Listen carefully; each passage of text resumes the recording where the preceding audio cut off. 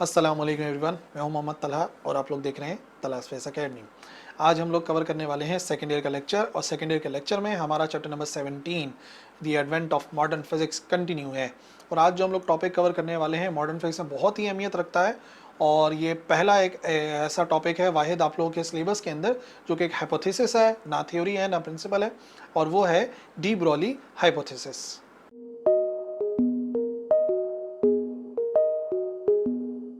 तो देखो, ये जो डी ब्रॉली का हाइपोथेसिस है ना, ये एक बहुत ही इंपॉर्टेंट एक सिमेट्री के ऊपर बेस करता है। देखो, इस यूनिवर्स में सिर्फ दो ही चीज़ें पाई जाती हैं। इस यूनिवर्स में अगर कोई चीज़ है जो पाई जा रही है वो या तो मैटर है या तो एनर्जी है। मैटर और एनर्जी के अलावा इस यूनिवर्स के अंदर कुछ भी नहीं पाया जाता।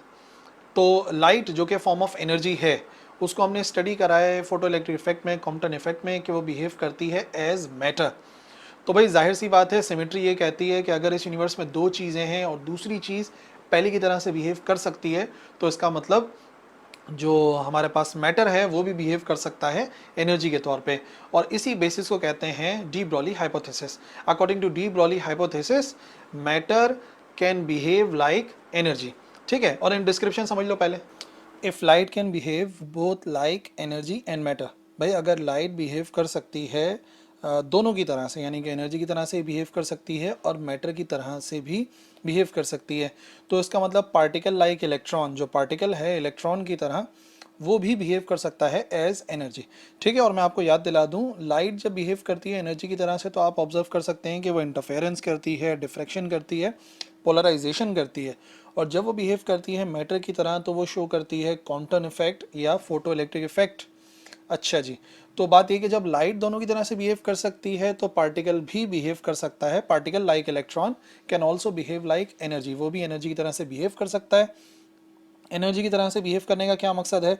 वो भी इंटरफेरेंस कर सकता है, डिफ्रैक्शन कर सकता है, उसकी भी कैरेक्टरिस्टिक्स हो सकती हैं लाइक एनर्जी। और कैरेक्टरिस्टिक्स ऑफ वेव के अंदर एक बड़ी ही कॉमन कैरेक्टरिस्टिक है और वो है वेवलेंथ। तो डी ब्रॉली ने क्या किया? डी ब्रॉली ने एक फॉर्मूला ड्राइव करा वेवलेंथ के लिए कि भाई अगर कोई पार्टिकल यानी कि मैटर वेव की तरह से बिहेव करता है तो उसकी वेवलेंथ किस फॉर्मूले से फाइंड की जा सकती है और वो किन फैक्टर्स पर डिपेंड करती है। तो सबसे पहले उसी डेरिवेशन को देख लेते हैं। तो प्लैंक्स क्वांटम थ्योरी के मुताबिक जो एनर्जी ऑफ फोटोन है उसको हम इस फॉर्मूले से शो कर सकते हैं, E is equal to h nu, जिसमें एच जो है वो प्लैंक्स कांस्टेंट है और न्यू है फ्रीक्वेंसी। ये हो गई हमारी इक्वेशन नंबर 1। उसके बाद आइंस्टाइन का मास एनर्जी रिलेशन इस्तेमाल करा। E बराबर होता है एम सी स्क्वायर के। M हो गया मास ऑफ पार्टिकल और C हो गया स्पीड ऑफ लाइट, यानी कि कांस्टेंट वैल्यू। अच्छा, ऊपर वाला जो फार्मूला है ये फोटोन के लिए है, is equal to h nu, और ये वाला जो फार्मूला है ये है पार्टिकल के लिए। बट क्योंकि दोनों एनर्जी के लिए और फिलहाल कह रहे हैं कि पार्टिकल भी एनर्जी की तरह से बिहेव कर सकता है, तो दोनों को इक्वेट करेंगे तो पता चलेगा एच न्यू बराबर आ जाएगा एम सी स्क्वायर के। और मैं कह रहा हूँ कि फॉर्मूला हमें ड्राइव करना है वेवलेंथ के लिए, तो जहाँ पे न्यू लिखा है वहाँ पे हम पुट कर देंगे सी over lambda.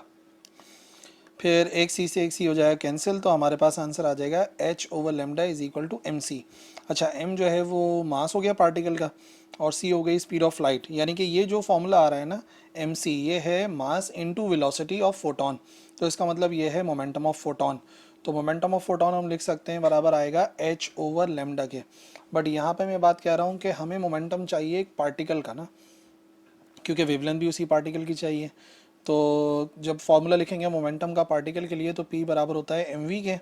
So M V is equal to H over lambda, और लेमडा की वैल्यू अलग करेंगे तो ये बराबर आ जाएगा एच ओवर एम वी के, जिसमें एच जो है ये तो है प्लैंक्स कांस्टेंट, एम जो है वो उस पार्टिकल का मास है और वी जो है उसकी है वेलोसिटी, कि किस वेलोसिटी के साथ वो पार्टिकल मूव कर रहा है। तो लेमडा तो इजीली कैलकुलेट कर सकते हैं एच अपॉन एम वी के। यही फॉर्मूला जो है वो डी ब्रॉलीज वेवलेंथ कहलाता है।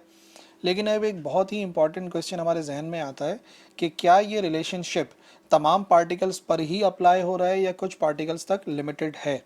ठीक है, तो उसको चलो अप्लाई करके देख लेते हैं। इसको सबसे पहले अप्लाई करते हैं एक पिच क्रिकेट बॉल पर। एक कंसिडर कर लेते हैं कि एक बॉल है क्रिकेट बॉल, और उस क्रिकेट बॉल की वेलोसिटी है for example 90 miles per hour. बहुत तेज़ नहीं मूव कर रही है, 90 माइल्स पर आवर, और मीटर पर सेकंड में लिखेंगे तो वो हो जाएगा 40 मीटर पर सेकंड। और ज़्यादा से ज़्यादा जो क्रिकेट बॉल का मास होता है वो 163 ग्राम्स होता है ना, तो डिवाइड बाय 1000 कर लो तो 0.163 किलोग्राम के बराबर हो जाएगा। तो हमारे पास वेलोसिटी आ गई, मास आ गया। ठीक है, फॉर्मूला हमें पता है लेमडा बराबर होता है एच ओवर एम वी के। ठीक है, तो h की जगह पे प्लैंक्स कांस्टेंट की value 6.63 10 raise to the power -34 m यानी कि 0.163 किलोग्राम इंटू 40, तो आंसर आ जाएगा 1.01 10 raise to the power -34 metre.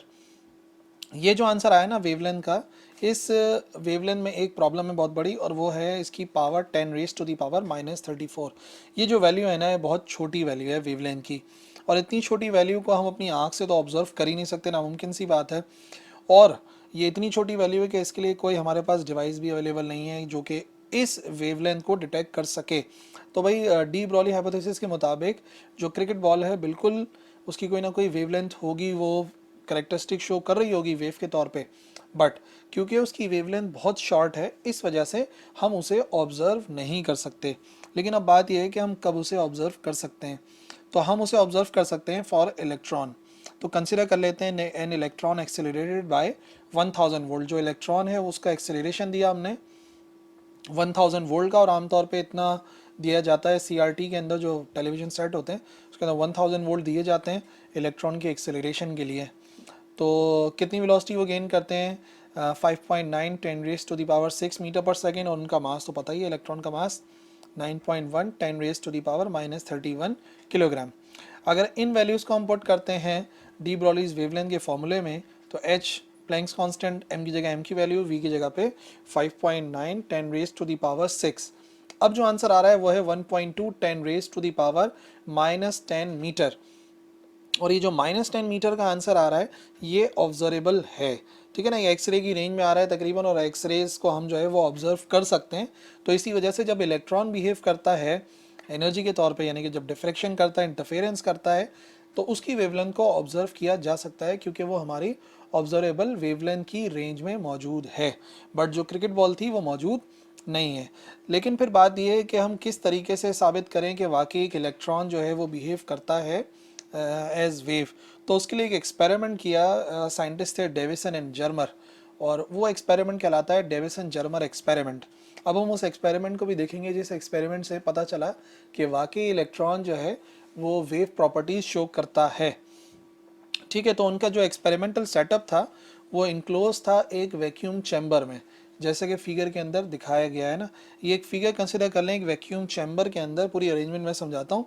सबसे पहले एक हीटेड फिलामेंट है यहाँ पर, जिसको यहाँ पर हमने एक अलग बैटरी के ज़रिए जो है वो हीट दे रहे हैं, ठीक है ना। हम उसको मतलब हम क्या करेंगे, हम उसको इलेक्ट्रिक करंट देंगे। उस इलेक्ट्रिक करंट से फिलामेंट की खास बात यह है, ऐसा मटेरियल होता है कि जब उससे करंट पास होता है तो बहुत ज़्यादा वो हीटअप हो जाता है, इतना हीटअप होता है कि वो इलेक्ट्रॉन्स को इमिट करने लगता है, ठीक है। तो हमने यहाँ पे इस फिलामेंट के ऊपर काम करा, और ये पूरा का पूरा वैक्यूम चैम्बर है जहाँ पर हम सारी चीज़ें ऑब्जर्व करेंगे। निकलने वाले इलेक्ट्रॉन्स को एक्सेलरेशन देने के लिए यहाँ पर एक एनोड लगाया। एनोड का मतलब पॉजिटिव प्लेट, जो कि उन इलेक्ट्रॉन्स को अपनी तरफ अट्रैक्ट करेगी। बट यहाँ पर हमने होल रखा हुआ है, तो वो बीम की सूरत में अट्रैक्शन तो होगी, तो इलेक्ट्रॉन्स आगे बढ़ेंगे, यहाँ पर इस तरफ जाएंगे, बट इस होल के थ्रू जाके टकराएंगे हमारे टारगेट मेटल से। और जो टारगेट मेटल है इस वक्त हम इस्तेमाल कर रहे हैं निकल का क्रिस्टल, ठीक है। निकल का क्रिस्टल हमने इस्तेमाल करना है, जो कि टारगेट है, ठीक है। और फिर इधर एक मूवेबल डिटेक्टर है जो यहाँ पर सर्कुलर पाथ में मूव करेगा। जो डिफ्रैक्टेड इलेक्ट्रॉन बीम आएगी, किसी ना किसी एंगल के ऊपर डिफ्रैक्ट हो रही होगी, उसे हम यहाँ पर डिटेक्ट करेंगे with the help of this movable detector, और जो भी एंगल बनेगा उसको हम शो कर देंगे थीटा से। सेम ऐसा ही आप लोगों ने फर्स्ट ईयर के अंदर स्टडी करा होगा ब्रैग्स लॉ के अंदर। ब्रैग्स लॉ में भी सेम यही काम होता है कि हमें जो है हम जो है वो एक्स रेज को डिफ्रैक्ट कराते हैं with the help of crystal. तो बिल्कुल इसी वजह से ये जो डेविसन जर्मर का एक्सपेरिमेंट था, काफ़ी ये ब्रैग्स लॉ से रिलेटेड है, मिलता जुलता है, और उसी से फिर हम साबित करेंगे कि वाकई जो इलेक्ट्रॉन्स हैं वो एक्सरे की तरह से, यानी कि वेव की तरह से बिहेव कर रहे हैं। अच्छा जी, एक बीम ऑफ इलेक्ट्रॉन एक्सेलरेट किया गया, वी पोटेंशियल हमने दिया उसको, और निकल क्रिस्टल के ऊपर टकराया। Measurements were made to count the number of electron scattered by the crystal. कितने नंबर ऑफ इलेक्ट्रॉन स्कैटर कर रहा था क्रिस्टल, वो हमने मेजरमेंट्स ऑब्जर्व करी। अच्छा जी, ऑब्जर्वेशन क्या थी, डेविसन जर्मर ने रिपोर्ट किया अनएक्सपेक्टेड रिजल्ट्स। क्या थे अनएक्सपेक्टेड रिजल्ट्स, इलेक्ट्रॉन रिफ्लेक्ट हो रहे हैं very strongly at certain angles, मतलब कि कुछ एंगल के ऊपर, फॉर एग्जांपल इस एंगल के ऊपर ज़्यादा रिफ्लेक्ट हो रहे हैं, इस एंगल के ऊपर स्ट्रांगली रिफ्लेक्ट नहीं हो रहे। एक एग्जांपल दे रहा हूँ, तो उन्होंने ऑब्जर्व करा कि किसी खास एंगल के ऊपर डिफ्रैक्शन ज़्यादा हो रहा है और कुछ पर बिल्कुल भी नहीं हो रहा, ठीक है। और ऐसा ही ब्रैग्स लॉ में भी था। अच्छा, डेविसन जर्मन ने फर्दर इन्वेस्टिगेट किया properly oriented crystals to observe if could be possible to interpret that electron behave as waves, क्या इलेक्ट्रॉन बिहेव कर रहे हैं वेव के तौर पे, जो कि हमने डी ब्रॉली हाइपोथेसिस से फाइंड करना है अभी आगे। ठीक है, तो देख लेते हैं। जो कैलकुलेटेड वेवलेंथ थी इलेक्ट्रॉन की from the non accelerating potential V by applying the relation, इस रिलेशन को हमने अप्लाई करना है। जो काइनेटिक एनर्जी आई उन इलेक्ट्रॉन्स में, वो आई कि कितना उन इलेक्ट्रॉन्स के ऊपर वर्क डन किया गया। और आपको पता है ना, वर्क डन बराबर होता है Q इंटू वी के। ये फॉर्मूला चैप्टर नंबर 12 में है और काफ़ी ज़्यादा हम लोग पढ़ चुके हैं। तो वर्क डन बराबर होता है Q इंटू वी के, और इलेक्ट्रॉन की बात हो रही है तो Q की जगह पर E आ जाएगा, इसका मतलब वी ई के बराबर आ जाएगा। और काइनेटिक एनर्जी है तो 1/2 mv² होगा। ये V वेलोसिटी है और ये V वोल्टेज है, गलती से भी कैंसिल नहीं करना है। यहाँ से वैल्यू निकाल लेते हैं V की, तो आ जाएगा 2ve/m। ठीक है, होल अंडर रूट। तो V अगर मैं मालूम करना चाहता हूँ इलेक्ट्रॉन की, तो इस फॉर्मूले से मालूम किया जा सकता है। अब डी ब्रॉली हाइपोथेसिस के मुताबिक, according to de Broglie hypothesis, H/mv, V की जगह पे ये V की वैल्यू पुट करेंगे तो आ जाएगा H/m अंडर रूट 2ve/m। ठीक है ना, और इसको रीअरेंज करके अगर हम लिखेंगे तो रीअरेंज करके ये बन जाएगा H/2ve/m के बराबर। ठीक है ना, और ये यहाँ से यहाँ कैसे है मैं समझा देता हूँ। देखो इसका मतलब क्या होता है, m का मतलब होता है, हम लिख सकते हैं इसको under root m into under root m।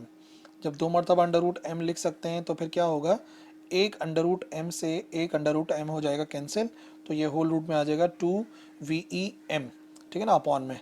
तो अच्छा, अब एक मरतबा वेवलेंथ जो है ना इस फॉर्मूले से निकाली। एच प्लैंक्स कांस्टेंट है, ई और एम कांस्टेंट है, वोल्टेज जो हम अप्लाई करते गए उससे हमने वेवलेंथ कैलकुलेट कर ली।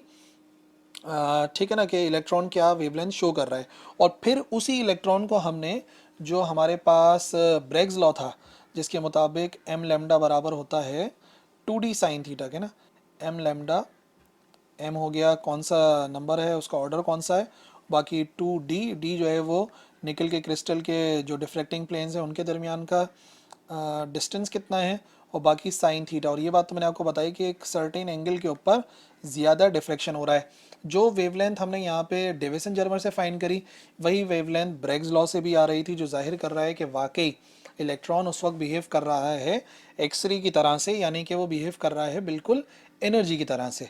ठीक है, तो डेविसन जर्मर एक्सपेरिमेंट वाकई एक सबूत है कि जो हमारी डी ब्रॉगली की प्रिडिक्शन थी, डी ब्रॉली की प्रिडिक्शन थी, वो बिल्कुल सही थी, यानी कि पार्टिकल भी बिहेव कर सकते हैं एज वेव्स। तो that's it. I hope D Broglie hypothesis से जो भी कंफ्यूजन थी, जो भी प्रॉब्लम्स थी, सॉल्व हो गई होंगी। और फिर भी बची हैं तो लिख देना कमेंट सेक्शन के अंदर, मैं इंशाल्लाह रिप्लाई करूंगा। इस लेक्चर के लिए इतना ही, अगले लेक्चर मिलेंगे। अल्लाह हाफिज़।